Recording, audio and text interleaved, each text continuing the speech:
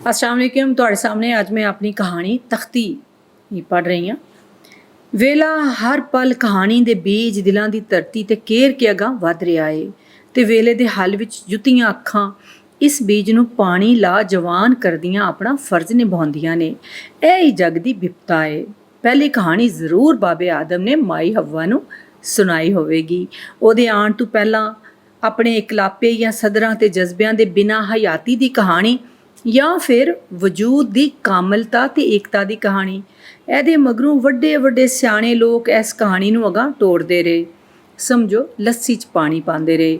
ਅਸਲ ਕਹਾਣੀ ਤੇ ਇੱਕ ਹੀ ਹੈ, ਬਸ ਉਹਦੇ ਵੱਖ-ਵੱਖ ਪੰਨੇ ਖੋਲ੍ਹਣ ਦਾ ਆਰ ਹੁੰਦਾ ਰਿਹਾ। ਇਹ ਹੀ ਕਹਾਣੀ ਟੁਰਦੀ ਟੁਰਦੀ ਮੇਰੇ ਕੋਲ ਵੀ ਆਈ ਤੇ ਮੇਰੇ ਦਿਲ ਵਿੱਚ ਚੌਕੜੀ ਮਾਰ ਕੇ ਬਹਿ ਗਈ।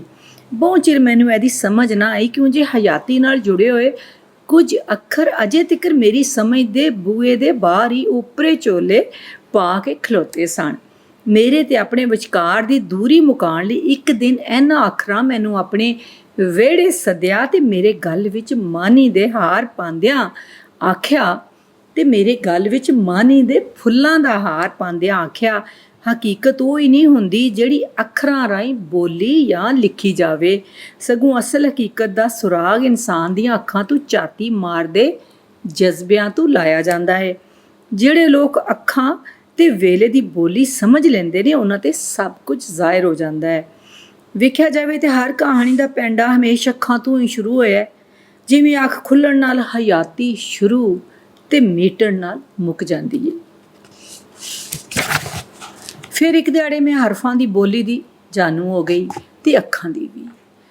ਮੈਂ ਵੇਲੇ ਦੀਆਂ ਅੱਖਾਂ ਵਿੱਚ ਵੇਖਿਆ ਤੇ ਜੱਗ ਦੀਆਂ ਸਾਰੀਆਂ ਬੋਲੀਆਂ ਮੇਰੀ ਬੋਲੀ ਵਿੱਚ ਪੁੰਗਰ ਪਈਆਂ। ਜਦੋਂ ਮੈਨੂੰ ਪਤਾ ਲੱਗ ਗਿਆ ਕਿ ਅੱਖਾਂ ਹੀ ਰਾਜ਼ਾਂ ਨੂੰ ਲੁਕਾਉਂਦੀਆਂ ਤੇ ਅੱਖਾਂ ਹੀ ਦਿਲ ਵਿੱਚ ਲੁਕੇ ਭੇਦਾਂ ਨੂੰ ਜ਼ਾਹਿਰ ਕਰਦੀਆਂ ਨੇ, ਫਿਰ ਮੈਂ ਪਲਕਾਂ ਦੀਆਂ ਜਾਲੀਆਂ ਦੇ ਓਲੇ ਲੁਕੀਆਂ ਕਹਾਣੀਆਂ ਦੀ ਖੋਜ ਵਿੱਚ ਟੁਰ ਪਈ। ਸਭ ਤੋਂ ਪਹਿਲਾਂ ਮੇਰੀ ਖੋਜ ਮੈਨੂੰ ਉਹਨਾਂ ਦੋ ਅੱਖਾਂ ਦੇ ਬੂਹੇ 'ਤੇ ਲੈ ਗਈ ਜਿਹੜੀਆਂ ਮੇਰੇ ਗਵਾਂਢ ਹੀ ਰਹਿੰਦੀਆਂ ਸਨ ਤੇ 20-25 ਵਰ੍ਹਿਆਂ ਤੋਂ ਮੈਂ ਉਹਨਾਂ ਨੂੰ ਵੇਖਦੀ ਆ ਰਹੀ ਸਾਂ। ਹੈਰਤ ਦੀ ਗੱਲ ਐ ਸੀ ਕਿ ਇਹਨਾਂ ਅੱਖਾਂ ਦੀ ਮਾਲਿਕ ਹਸਤੀ ਨੂੰ ਮੈਂ ਕਦੀ ਕਿਸੇ ਗਮੀ, ਖੁਸ਼ੀ ਤੇ ਰੋਂਦਿਆਂ ਜਾਂ ਹੱਸਦਿਆਂ ਨਹੀਂ ਵੇਖਿਆ ਸੀ। ਉਹ ਚੁੱਪ ਦੀ ਚਾਦਰ ਵਿੱਚ ਲੁਕੀ ਕੱਲੀ ਬੈਠੀ ਰਹਿੰਦੀ, ਗੱਲਬਾਤ ਨਾ ਕਰਨ ਦੇ ਬਰੋਬਰ ਇਸ਼ਾਰਿਆਂ ਵਿੱਚ ਹਾਂ ਨਾ, ਰਜ਼ਾਮੰਦੀ ਜਾਂ ਖਫਗੀ ਬਾਰੇ ਦੱਸ ਦਿੰਦੀ ਸੀ। ਬਹੁ ਔਕੜ ਆ ਜਾਂਦੀ ਤਾਂ ਹੀ ਮੂੰਹ ਕੁਝ ਬੋਲਦੀ ਤੇ ਇਹ ਉਹਦੇ ਲਈ ਬਹੁ ਔਖਾ ਵੇਲਾ ਹੁੰਦਾ ਸੀ। ਆਲ ਦੁਆਲ ਦੀਆਂ ਹਵੇਲੀਆਂ ਦੇ ਵਸਨੀਕ ਉਹਦੇ ਬਾਰੇ ਬੜੀਆਂ ਕਹਾਣੀਆਂ ਦੱਸਦੇ ਸਨ, ਪਰ ਅਸਲ ਗੱਲ ਬਾਰੇ ਕਿਸੇ ਨੂੰ ਕੁਝ ਵੀ ਪਤਾ ਨਹੀਂ ਸੀ। ਇਹ ਮੇਰਾ ਖਿਆਲ ਸੀ। ਮੇਰੇ ਲਈ ਤਾਂ ਉਹ ਆਪ ਹੀ ਕਹਾਣੀ ਸੀ, ਪੁਰਾਣੀ ਹਵੇਲੀ ਵਰਗੀ, ਜਿਹਦੀਆਂ ਕੰਧਾਂ ਇੰਨੀਆਂ ਟੁੱਟੀਆਂ ਭੱਜੀਆਂ ਹੁੰਦੀਆਂ ਨੇ ਕਿ ਅੰਦਰ ਵੜਦਿਆਂ ਹੀ ਡਰ ਲੱਗਣ ਲੱਗ ਪੈਂਦਾ ਹੈ ਕਿਧਰੇ ਉੱਤੇ ਹੀ ਨਾ ਡਿੱਗ ਪੈਣ। ਅੰਮਾ ਵੱਡੀ ਨੂੰ ਕੋਈ ਇਹੋ ਜਿਹਾ ਗਮ ਸੀ ਜਿਹੜਾ ਰੋਵਣ ਤੇ ਸਿਆਪਾ ਕਰਨ ਤੋਂ ਵੀ ਅੱਗੇ ਦੀ ਮੰਜ਼ਲ ਨਾਲ ਜੁੜਤ ਰੱਖਦਾ ਸੀ। ਸੁਣੀ ਸੁਣਾਈ ਬਸ ਇਹ ਗੱਲ ਜਾਣਦੀ ਸਾਂ ਜੀ ਅੰਮਾ ਵੱਡੀ ਦੀਆਂ 2 ਧੀਆਂ ਵੀ ਇਹ ਸਨ ਜਿਹੜੀਆਂ ਸ਼ਹਿਰ ਦੇ ਵੱਡੇ ਕਾਲਜ ਪੜ੍ਹਦੀਆਂ ਸਨ। ਕਾਲਜ ਤੋਂ ਘਰ ਤੀਕਰ ਤੇ ਉਹਨਾਂ ਦਾ ਖੁਰਾ ਲੱਭਦਾ ਸੀ, ਪਰ ਇਸ ਤੋਂ ਬਾਅਦ ਕੋਈ ਸੁਰਾਗ ਕਿਸੇ ਦੇ ਹੱਥ ਨਾ ਲੱਗਾ। ਖੌਰੇ ਉਹ ਹੁਣ ਕਿੱਥੇ ਸਨ, ਮਰ ਗਈਆਂ ਕਿ ਜਿਉਂਦੀਆਂ ਸਨ ਜਾਂ ਕਿਸੇ ਨਾਲ ਭੱਜ ਗਈਆਂ ਸਨ। ਉਹਨਾਂ ਬਾਰੇ ਹਵੇਲੀ ਦੀਆਂ ਉੱਚੀਆਂ ਕੰਧਾਂ 'ਚੋਂ ਕੋਈ ਖਬਰ ਉੱਡ ਕੇ ਬਾਹਰ ਨਾ ਨਿਕਲੀ, ਨਾ ਕਿਸੇ ਪੁੱਛਣ ਦੀ ਜੁਰਤ ਕੀਤੀ ਕਿ ਉਹ ਕਿਵੇਂ ਤੇ ਕਿੱਥੇ ਟੁਰ ਗਈਆਂ, ਜਿੱਥੋਂ ਮੁੜ ਉਹਨਾਂ ਦੀ ਕੋਈ ਖਬਰ ਵੀ ਨਾ ਆਈ।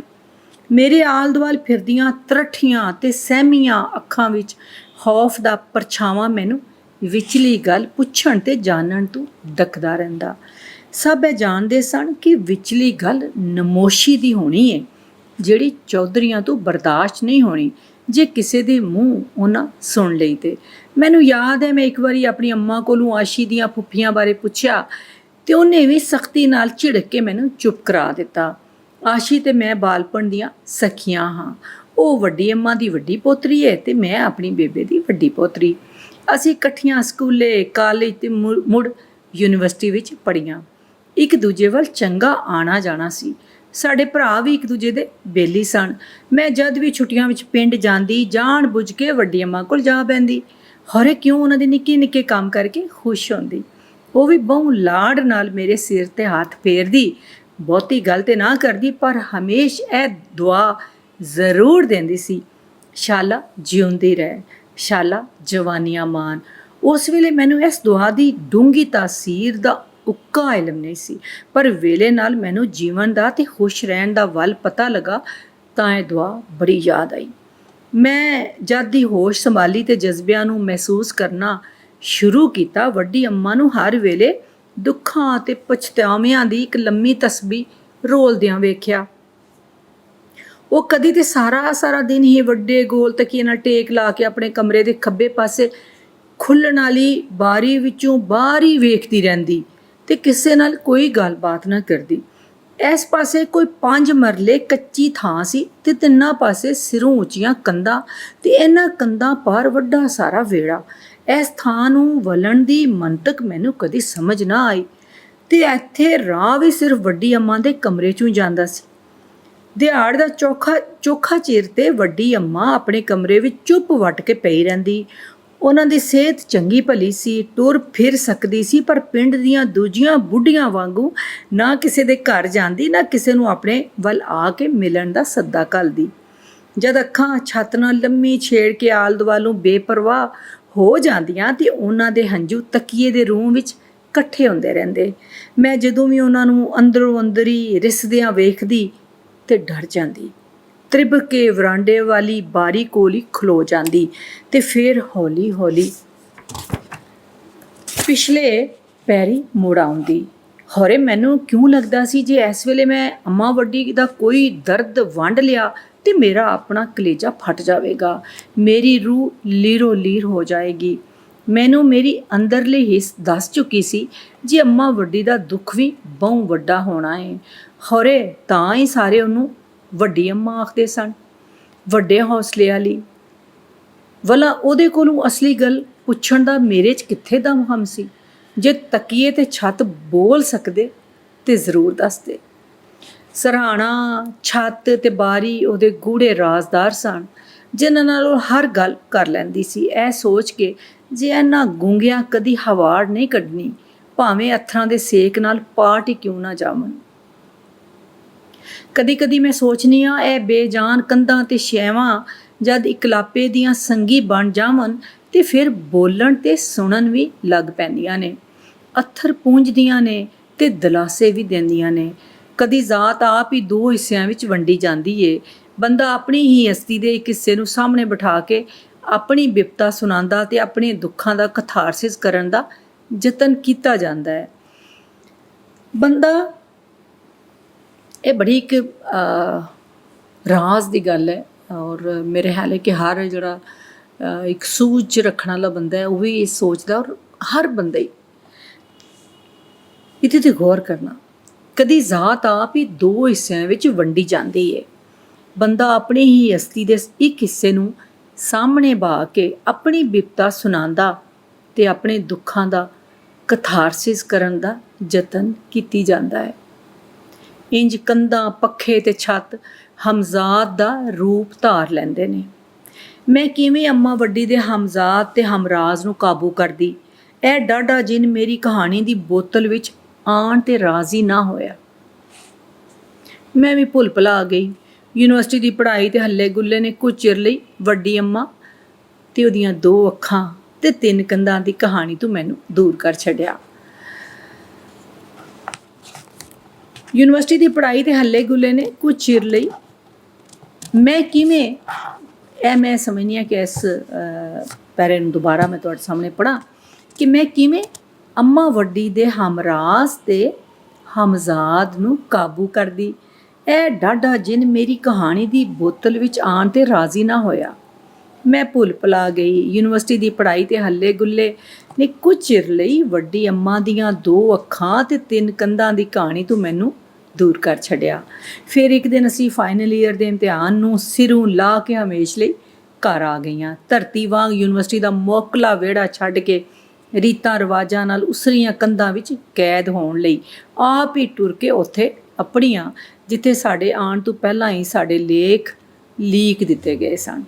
ਵਿਆਹ ਖੁਸ਼ੀ ਤੇ ਸਦਰਾਂ ਦਾ ਨਾਂ ਹੈ, ਪਰ ਸਾਨੂੰ ਵਿਆਹ ਦੇ ਕੰਗਣ ਹੱਥ ਕੜੀਆਂ ਵਾਂਗ ਪਵਾਏ ਜਾ ਰਹੇ ਸਨ। ਕਿਉਂ ਜੇ ਸਾਡੇ ਜੀਵਨ ਸਾਥੀ ਕੋਈ ਯੂਨੀਵਰਸਿਟੀਆਂ ਦੇ ਪੜ੍ਹਾਕੂ ਤੇ ਫੈਸ਼ਨੀ ਮੁੰਡੇ ਨਹੀਂ ਸਨ, ਸਗੋਂ ਵੱਡੇ ਜ਼ਮੀਨਦਾਰਾਂ ਦੇ ਕੁੱਕੜ ਤੇ ਕੁੱਤੇ ਲੜਾਉਣ ਵਾਲੇ ਮੈਟ੍ਰਿਕ ਫੇਲ ਪੁੱਤਰ ਸਨ, ਜਿਨ੍ਹਾਂ ਵਿੱਚ ਹੋਰ ਵੀ ਕਈ ਬੁਰਾਈਆਂ ਮੌਜੂਦ ਸਨ ਤੇ ਉਹ ਇਹਨਾਂ ਤੇ ਸ਼ਰਮਾਨ ਦੀ ਥਾਂ ਮਾਣ ਕਰਦੇ ਸਨ। ਮੇਰੇ ਵਿਆਹ ਦੇ ਦਿਹਾੜੇ ਮਿੱਥੇ ਜਾ ਚੁੱਕੇ ਸਨ। ਮੇਰੇ ਮਾਪਿਓ ਮੇਰੀ ਦੇਖ ਰੇਖ ਦੀ ਗੰਢੜੀ ਛੇਤੀ ਨਾਲ ਕਿਸੇ ਹੋਰ ਦੇ ਹਵਾਲੇ ਕਰਕੇ ਆਪਣਾ ਭਾਰ ਹੌਲਾ ਕਰਨ ਲਈ ਉਤਾਵਲੇ ਹੋਏ ਸਨ। ਮੇਰਾ ਦਿਲ ਤੇ ਦੁਖੀ ਹੈ ਹੀ ਸੀ, ਪਰ ਆਸ਼ੀ ਦਾ ਹਾਲ ਬਹੁ ਮੰਦਾ ਸੀ, ਕਿਉਂ ਜੀ ਉਹ ਆਪਣੇ ਇੱਕ ਕਲਾਸ ਫੈਲੋ ਦੇ ਇਸ਼ਕ ਵਿੱਚ ਮਰ ਮਿਟ ਚੁੱਕੀ ਸੀ ਤੇ ਉਹਦੇ ਲਈ ਕਿਸੇ ਹੋਰ ਨਾਲ ਟੁਰਨਾ ਬਹੁਤ ਔਖਾ ਸੀ। ਉਹ ਰੋਂਦੀ ਪਿੱਟਦੀ ਮੇਰੇ ਕੋਲ ਆਈ ਤੇ ਆਖਣ ਲੱਗੀ, ਅੱਲਾ ਦਾ ਵਾਸਤਾ ਹੀ ਇੱਕ ਵਾਰੀ ਮੇਰੀ ਅੰਮਾ ਵੱਡੀ ਨਾਲ ਗੱਲ ਕਰ, ਹੋ ਸਕਦਾ ਹੈ ਉਹ ਮੇਰੇ ਅੱਬੇ ਤੇ ਚਾਚੇ ਨੂੰ ਮਨਾ ਲੈਣ, ਹੋਰੇ ਉਹਨਾਂ ਦੇ ਕਹਿਣ ਤੇ ਮੇਰੀ ਜਾਨ ਬਖਸ਼ੀ ਹੋ ਜਾਵੇ। ਮੈਂ ਵੀ ਭੱਜਦੀ ਭੱਜਦੀ ਉਹਦੇ ਘਰ ਗਈ, ਜਿਵੇਂ ਵੱਡੀ ਅੰਮਾ ਮੇਰੀ ਹੀ ਮੰਨ ਕੇ ਟੁਰਦੀ ਹੋਵੇ। ਹੋਰੇ ਕਿੰਜ ਹੌਸਲਾ ਕਰਕੇ ਮੈਂ ਡਰਦਿਆਂ ਡਰਦਿਆਂ ਸਾਰਾ ਕਿੱਸਾ ਅੰਮਾ ਵੱਡੀ ਨੂੰ ਸੁਣਾ ਕੇ ਮਦਦ ਦੀ ਅਪੀਲ ਕੀਤੀ। ਅਚਨਚੇਤ ਉਹਨਾਂ ਦੀਆਂ ਅੱਖਾਂ ਲਾਲ ਹੋ ਗਈਆਂ ਤੇ ਉਹਨਾਂ ਦਾ ਵਜੂਦ ਕੰਬਣ ਲੱਗ ਪਿਆ। ਉਹ ਢਾਈ ਮਾਰ ਕੇ ਰੋਣ ਲੱਗ ਪਈਆਂ। ਇੰਨੇ ਚਿਰ ਵਿੱਚ ਸਾਰਾ ਟੱਬਰ ਉੱਥੇ ਇਕੱਠਾ ਹੋ ਗਿਆ। ਉਹਨਾਂ ਅੱਖਾਂ ਖੋਲੀਆਂ ਤੇ ਮੇਰੇ ਪਿੱਛੇ ਖਲੋਤੇ ਆਪਣੇ ਪੁੱਤਰ ਨੂੰ ਵੇਖ ਕੇ ਆਸ਼ੀ ਨੂੰ ਕੁੱਟ ਕੇ ਗਲ ਨਾਲ ਲਾ ਲਿਆ, ਪਰ ਪੁੱਤਰ ਦੀ ਗਰਜਦਾਰ ਆਵਾਜ਼ ਵਿੱਚ ਉਹਨਾਂ ਦਾ ਹੌਕਾ ਗਵਾਚ ਗਿਆ। ਉਹ ਥਰ-ਥਰ ਕੰਬਣ ਲੱਗ ਪਈਆਂ, ਸਗੋਂ ਅਸੀਂ ਸਾਰੇ ਹੀ ਡਰ ਗਏ। ਮਾਏ, ਇਹਨੂੰ ਸਮਝਾ ਲੈ, ਨਹੀਂ ਤਾਂ ਇਹਦੀ ਵੀ ਉਹ ਅਖੀਰ ਹੋਵੇਗੀ। ਉਹਨੇ ਬਾਰੀ ਤੇ ਮੁੱਕਾ ਮਾਰਦਿਆਂ ਆਖਿਆ ਤੇ ਫੂੰ-ਫੂੰ ਕਰਦਾ ਪਰਤ ਗਿਆ। ਅੱਗੇ ਗੱਲ ਕਰਨ ਦੀ ਕਿਸੇ ਵਿੱਚ ਹਿੰਮਤ ਵੀ ਨਹੀਂ ਸੀ। ਹੌਲੀ ਆਵਾਜ਼ 'ਚ ਗੋਸ਼ੇ ਆਉਂਦੇ ਰਹੇ ਤੇ ਰਾਜ਼ ਮੇਰੇ ਤੇ ਖੁੱਲ੍ਹਣ ਲੱਗ ਪਏ। ਬਾਰੀ ਦੇ ਪਾਰ ਦੇ ਮੰਜ਼ਰ ਤੇ ਅਚਨਚੇਤ 2 ਕਹਾਣੀਆਂ ਦੇ ਸਕ੍ਰਿਪਟ ਖਜ਼ਾਨ ਦੇ ਪੱਤਿਆਂ ਤੇ ਲਿਖੇ ਤੇ ਮੇਰੇ ਵੱਲ ਸੁੱਟ ਦਿੱਤੇ। ਅੱਗੇ ਗੱਲ ਕਰਨ ਦੀ ਕਿਸੇ ਵਿੱਚ ਵੀ ਹਿੰਮਤ ਨਹੀਂ ਸੀ। ਹੌਲੀ ਹੌਲੀ ਆਵਾਜ਼ ਵਿੱਚ ਗੋਸ਼ੇ ਆਉਂਦੇ ਰਹੇ ਤੇ ਰਾਜ਼ ਮੇਰੇ ਤੇ ਖੁੱਲ੍ਹਣ ਲੱਗ ਪਏ। ਬਾਰੀ ਦੇ ਪਾਰ ਦੇ ਮੰਜ਼ਰ ਨੇ ਅਚਨਚੇਤ 2 ਕਹਾਣੀਆਂ ਦੇ ਸਕ੍ਰਿਪਟ ਖਜ਼ਾਨ ਦੇ ਪੱਤਿਆਂ ਤੇ ਲਿਖੇ ਤੇ ਮੇਰੇ ਵੱਲ ਸੁੱਟ ਦਿੱਤੇ। ਮੈਨੂੰ ਵੱਡੀ ਅੰਮਾ ਦਾ ਕਮਰਾ ਕਬਰਸਤਾਨ ਵਰਗਾ ਡਰਾਉਣਾ ਜਾਪਣ ਲੱਗ ਪਿਆ। ਸਾਹਮਣੇ ਕੰਧ ਤੇ ਸਦਰਾਂ ਦੀਆਂ ਮੁਰਝਾਈਆਂ ਵੇਲਾਂ ਫਾਹ ਦੀਆਂ ਰੱਸੀਆਂ ਦਾ ਰੂਪ ਧਾਰ ਲਿਆ। ਬੁੱਢੇ ਰੁੱਖ ਦੇ ਤਣੇ ਦੀ ਲੱਕੜੀ ਤੇ ਇੱਕ ਲਿਖਤ ਉੱਭਰ ਕੇ ਸਾਹਮਣੇ ਆ ਖਲੋਤੀ, ਬੀਬੀ ਐ ਤੇ ਦੱਸ, ਜੇ ਭਰਾ ਤੇ ਪਿਓ ਧੀਆਂ ਨੂੰ ਆਪਣੇ ਪਾਲਤੂ ਜਨੌਰਾਂ ਵਾਂਗ ਬੇਇਖਤਿਆਰ ਰੱਖਣਾ ਚਾਹੁੰਦੇ ਨੇ ਤੇ ਉਹਨਾਂ ਨੂੰ ਇਲਮ ਤੇ ਚਾਨਣ ਦੀ ਰਾਹ ਤੇ ਕਿਉਂ ਪਾਉਂਦੇ ਨੇ? ਇਹ ਲਿਖਤ ਖੌਰੇ ਮੇਰੇ ਹਮਜ਼ਾਦ ਨੇ ਲਿਖੀ ਹੋਵੇ, ਮੈਂ ਸੋਚਦੀ ਘਾਟ ਹੋ ਰਹੀ। ਅਗਲੀ ਸਵੇਰ ਪਿੰਡ ਦੀਆਂ ਗਲੀਆਂ, ਕੰਧਾਂ, ਪੰਛੀ ਤੇ ਬੂਟੇ ਪਿੱਟ ਸਿਆਪਾ ਕਰਦੇ ਮੇਰੇ ਮੱਥੇ ਲੱਗੇ। ਖੌਰੇ ਅੱਜ ਕੀ ਹੋਣਾ ਏ? ਇਹ ਲਾਲ ਹਨੇਰੀ ਕੀ ਸੁਨੇਹਾ ਲੈ ਕੇ ਆਈ ਹੈ? ਮੇਰਾ ਦਿਲ ਡੁੱਬਣ ਲੱਗ ਪਿਆ। ਮੈਂ ਸਾਰੀ ਦਿਹਾੜ ਸਿਰ ਪੀੜ ਦਾ ਬਹਾਨਾ ਕਰਕੇ ਮੰਜੀ ਤੇ ਪਈ ਰਹੀ ਤੇ ਡੀਗਰ ਵੇਲੇ ਮੈਨੂੰ ਆਉਣ ਵਾਲੇ ਖਤਰੇ ਦੇ ਅਲਾਰਮ ਦਾ ਜਵਾਜ਼ ਲੱਭ ਗਿਆ। ਆਸ਼ੀ ਤੇ ਵੱਡੀ ਅੰਮਾ ਨੇ ਕਣਕ ਵਿੱਚ ਰੱਖਣ ਵਾਲੀਆਂ ਜ਼ਹਿਰ ਦੀਆਂ ਗੋਲੀਆਂ ਖਾ ਕੇ ਆਪਣੀ ਕਹਾਣੀਆਂ ਦਾ ਆਪ ਹੀ ਆਖਰੀ ਬਾਬ ਲਿਖ ਛੱਡਿਆ ਸੀ। ਉਹਨਾਂ ਨੂੰ 2 ਆਪਸ਼ਨ ਦਿੱਤੇ ਗਏ ਸਨ ਤੇ ਦੋਵੇਂ ਹੀ ਉਹਨਾਂ ਲਈ ਮੌਤ ਦਾ ਸੁਨੇਹਾ ਸਨ, ਪਰ ਇਹ ਤੀਜਾ ਆਪਸ਼ਨ ਉਹਨਾਂ ਕੋਲ ਇਕੱਲਾ ਇਖਤਿਆਰ ਸੀ, ਜਿਹੜਾ ਚੌਧਰੀਆਂ ਦੇ ਮੂੰਹ ਦੀ ਕਾਲਕ ਬਣ ਚੁੱਕਿਆ ਸੀ। ਆਸ਼ੀ ਦੇ ਹੱਥ ਵਿੱਚ ਇੱਕ ਰੁੱਕਾ ਸਭ ਨੇ ਪੜ੍ਹ ਲਿਆ ਸੀ, ਜਿਹੜਾ ਵੱਡੀ ਅੰਮਾ ਦਾ ਲਿਖਿਆ ਹੋਇਆ ਸੀ। ਰੁੱਕੇ ਵਿੱਚ ਲਿਖਿਆ ਸੀ, ਧੀਏ, ਮੈਂ ਤੈਨੂੰ ਬਹੁ ਪਿਆਰ ਕਰਨੀ ਆ। ਆਪਣੀਆਂ ਧੀਆਂ ਦੀ ਸ਼ਕਲ ਮੈਂ ਹਮੇਸ਼ ਤੇਰੇ ਵਿੱਚ ਵੇਖੀ ਤੇ ਦੁਆ ਮੰਗੀ ਕਿ ਤੈਨੂੰ ਉਹਨਾਂ ਵਾਂਗ ਕੈਦ ਨਾ ਹੋਣਾ ਪਵੇ। ਇਸ ਹਵੇਲੀ ਦੀਆਂ ਕੰਧਾਂ ਬਹੁ ਉੱਚੀਆਂ ਤੇ ਬਹੁ ਪੀੜੀਆਂ ਨੇ। ਤੇਰੇ ਭਰਾ ਤੇ ਪਿਓ ਤੈਨੂੰ ਜਿਉਂਦਿਆਂ ਇੱਥੋਂ ਕਦੇ ਨਿਕਲਣ ਨਹੀਂ ਦੇਣਗੇ। ਹਮੇਸ਼ ਲਈ ਇਸ ਮਕਬਰੇ ਵਿੱਚ ਦਰਗੋਰ ਹੋਣ ਨਾਲੋਂ ਚੰਗਾ ਹੈ ਕਬਰਸਤਾਨ ਦੇ ਮੋਕਲੇ ਵਿਹੜੇ ਵਿੱਚ ਜਾ ਡੇਰਾ ਲਾਈਏ। ਭੈੜੇ ਬੰਦੇ ਨਾਲ ਹਯਾਤੀ ਨੂੰ ਨਰਕ ਬਣਾਉਣ ਦੀ ਬਜਾਏ ਹਯਾਤੀ ਨੂੰ ਆਪਣੇ ਹੱਥੀਂ ਰੁਖਸਤ ਕਰ। ਮੈਂ ਤੇਰੇ ਨਾਲ ਆ। ਮੇਰੀ ਖਾਹਿਸ਼ ਹੈ ਜੇ ਮੇਰੀ ਤੇ ਤੇਰੀ ਕਬਰ ਪਿੰਡ ਦੇ ਵੱਡੇ ਕਬਰਸਤਾਨ ਵਿੱਚ ਹੋਵੇ ਤੇ ਉੱਪਰ ਸਾਡਿਆਂ ਨਾਵਾਂ ਦੀ ਤਖਤੀ ਵੀ ਲੱਗੀ ਹੋਵੇ।